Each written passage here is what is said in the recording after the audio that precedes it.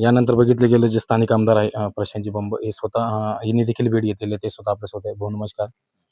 बघितलं गेलं आपल्या तालुक्यातील हा सर्वात म्हणजे हृदय पिळून टाकणारी घटना म्हणावं लागणार आहे. एका शिक्षकाचा चक्क निर्घृण खून करण्यात आला. बघा, घटना तर घडलेली आहे आणि जी आत्तापर्यंतची उपलब्ध व्हिडिओग्राफी आहे त्याच्यावरून सगळे म्हणजे बाचाबाची प्रत्यक्ष जे शिक्षक बंधूंचं झालं त्यांचे प्रत्यक्ष व्हिडिओ जरी नसले तरी तिथे जे नागरगोजे नावांचे APIPS आहे व्हॉटेवर ते जे काही आहेत तर प्रकार सगळा घडल्याचा तर निदर्शनास यूज लागलेला आहे. त्याच्यामध्ये खोलवर जायला लागेल, फॉरेन्सिक रिपोर्ट आपल्याला घ्यायला लागतील.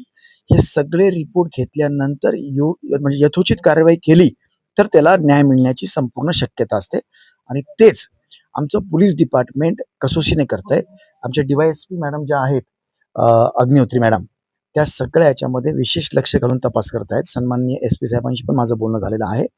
कुणी असं समजू नये की केस जसं सांगू लागले सगळे की बाबा ही दाबल्याची वगैरे काही असा प्रकार होण्याचं कोणतीच तीळमात्रही शंका नाही, म्हणजे शक्यता नाही. सॉरी, त्याला कोणत्याही प्रकारचं दाबण्याचं ती मात्र कुठेही शक्यता नाहीये आणि म्हणून तपास योग्य रीतीने झाल्यानंतर सगळं बाहेर पडेल. आता भाऊ एकीकडे बघितलं गेलं जामीन तर 5 आरोपींना झालेली आहे. मात्र कुठेतरी बघितलेलं आपण स्थानिक आमदार आहात आणि स्थानिक आमदारच्या नात्यानं आपण कुटुंबासाठी का न्याय देणार? मी कुटुंबियासाठी हेच न्याय देईल, जो प्रकार घडला तो आपल्याला क्रोनॉलॉजिकल म्हणजे जी सुरुवात झाली आणि त्याचं कसं म्हणजे त्याचं पर्यवसन जे एका मृत्यूमध्ये झालं त्याची सगळी कायद्याच्या चौकटीमध्ये बसणारे पुरावे जमा करून घ्यावं लागेल. हा खरा न्याय कुटुंबाला राहणार आहे आणि ते थोडंसं सगळेच व्हिडिओग्राफीमध्ये प्रत्यक्ष पुरावे नसल्यामुळे त्याला फॉरेन्सिक रिपोर्ट असतील, बाकीच्या सगळ्या पुराव्यांची जोड त्याला द्यावी लागणार आहे कायदेशीरदृष्ट्या. आणि मी कुटुंबांकरता त्या गोष्टी कोणत्याही तीळमात्रही मागे राहू देणार नाही. ते पुरावे जमा करण्यासाठी आमच्या पोलीस मित्रांना कसोशीने मी त्यांच्या मागे राहील. एक शेवटचा प्रश्न, आता बघितलं गेलं जी घटना घडली होती ती घटनेनंतर दुसऱ्या दिवशी चक्क गुन्हा दाखल करण्यात आला आणि या ठिकाणी बघितलं गेलं ठीक आहे पोलीस म्हणतात आम्ही केलं नाही किंवा ते आरोपी म्हणतात आम्ही केलेलं नाही, पण मात्र अंत्यविधी ठिकाणी पोलिसांचा मोठा बंदोबस्त देखील तैनात करण्यात आला होता. यापुढे कुठेतरी प्रश्नचिन्ह निर्माण होते.